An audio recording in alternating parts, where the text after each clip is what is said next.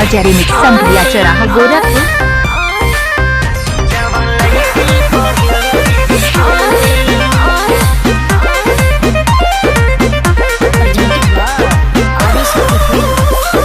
अजय बाबू DJ निबोधन hi tech संभलिया चौराहा। Hi fi रंगदार स्टाइल घायल कोइले बात तोहार समाइल।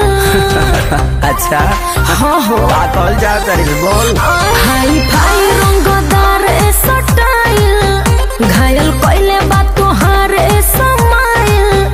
वादा करो तनी रहब शरण में कोनो फायदा नहीं है।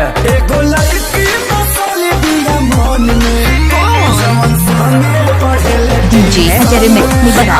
हमर भाई होई कोली ओकरे कोन में जवन संगे पढ़ेले टीवी संगे। समझ में आइल? पागल भइल बड़ा का?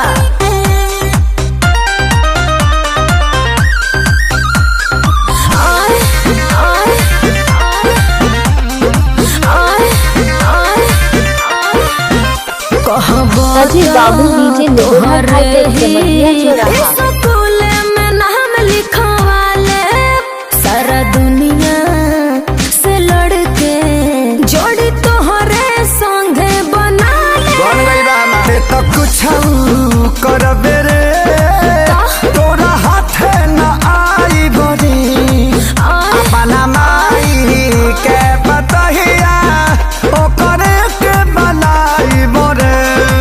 खर्चा से अपना घुमाइब लंदन में सोना हो। चुप एगो लड़की बसल दिया मन में जवन संगे पढ़ेले टीवी संगे ओकरे संगे शादी होई लगनी जवन लड़की पढ़ेले टीवी संगे।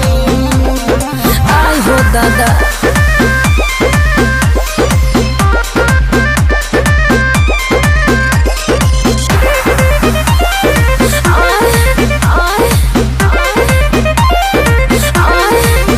हमरा से उसुनार ना होई चूना मुनिया। बात बना रही। भले साटे माथे पर बिंदी चाहे के तनो पेनी न थुनिया।